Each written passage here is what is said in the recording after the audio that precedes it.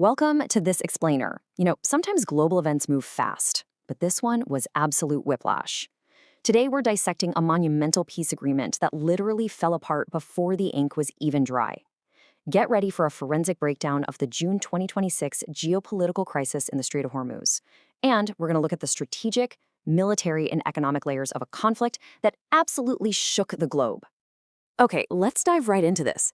11 days. That's it. That is all it took for a massive, comprehensive diplomatic victory to just disintegrate into an escalating regional conflict. So our central mystery today is trying to understand exactly how the US-Iran ceasefire, which was designed to stabilize global energy markets, unraveled at such a staggering speed. Here is our roadmap for today. We'll start with the 11-day peace, go through the timeline of a collapse, examine two clashing strategies, measure the global economic shockwave, and finally, look at tracking the escalation. All right, part 1, the 11-day peace. Picture the scene.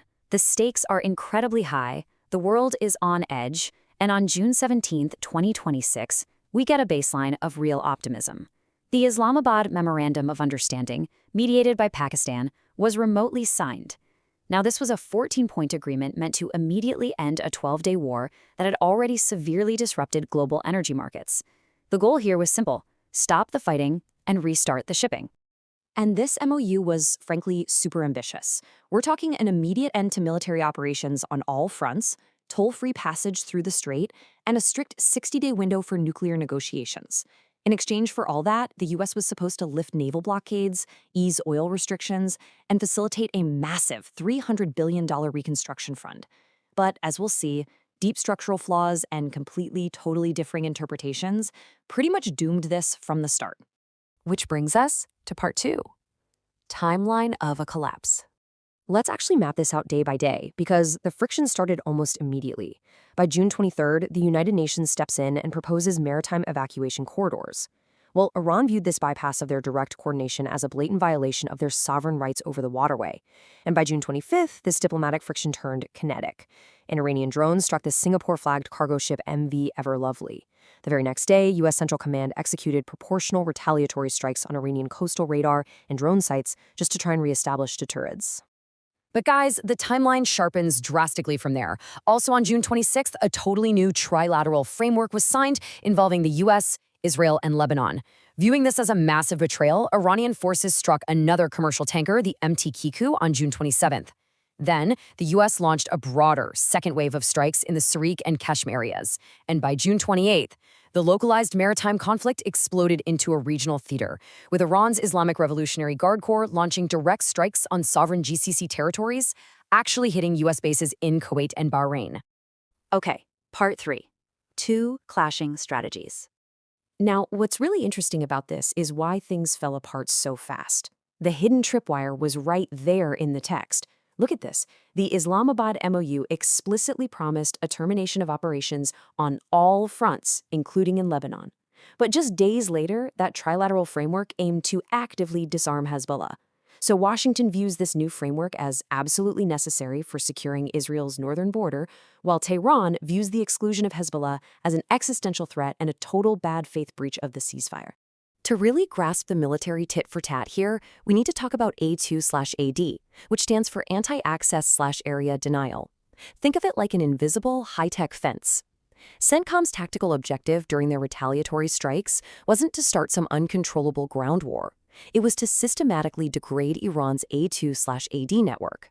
They were essentially trying to blind Iranian coastal radar and take away their ability to safely deny passage to commercial shipping through the strait. And while the military aimed for proportional degradation, the political rhetoric threw a massive wild card into the mix. Take a look at this maximalist statement from US President Donald Trump, which was posted right after the second wave of strikes. From a strategic perspective, this kind of rhetoric is absolutely designed to apply intense psychological pressure and establish an immutable red line. However, geopolitical analysts point out that it also risks backing Iranian leadership into a corner where their own domestic survival might dictate a really forceful escalatory response. But we also have to look inside Iran, because the internal divisions there are profound. It's kind of like two different engines pulling in opposite directions. On one hand, you have civilian leadership under President Pezeshkian championing the MOU, desperate for sanctions relief and economic stability. But in contrast, the hardline military apparatus, the IRGC, executes its own independent operational tempo. By launching these kinetic strikes, the IRGC asserts its dominance over foreign policy, effectively boxing in the civilian government's diplomatic hopes. So what is Iran's actual playbook here? It's built entirely on asymmetric warfare. They utilize low-cost, one-way attack drones, specifically targeting the bridges of commercial ships.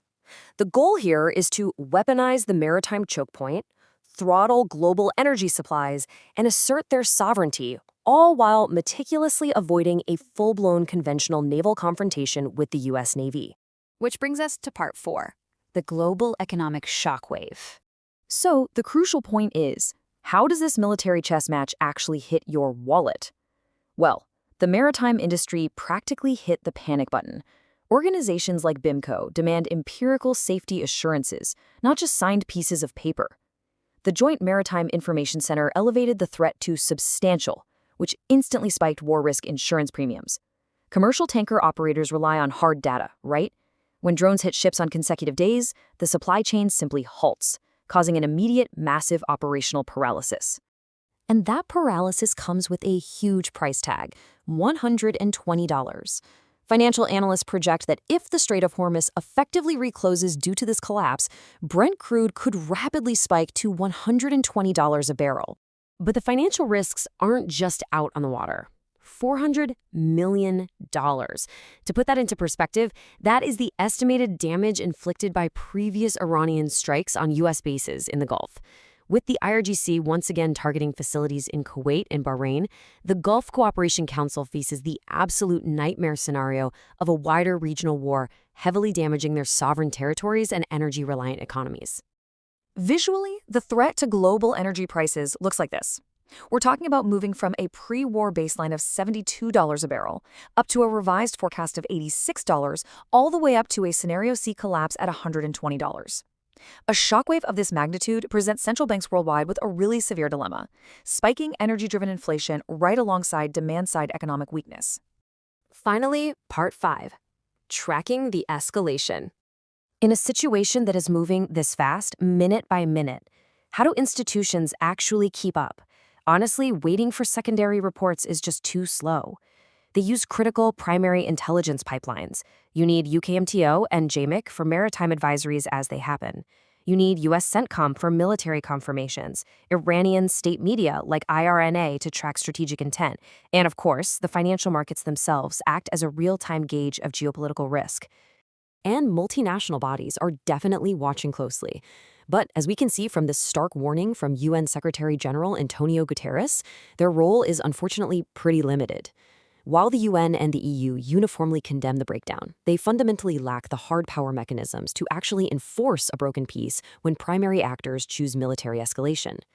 Which leaves us with this final, really provocative thought. As we've just seen, it took exactly 11 days for a localized maritime ceasefire to metastasize into a huge crisis involving sovereign strikes and global economic shockwaves. So, are localized maritime conflicts inevitably destined to become broader regional wars? It's a question that highlights the extreme fragility of global trade. Keep learning, keep analyzing the data, and thank you so much for joining me for this explainer.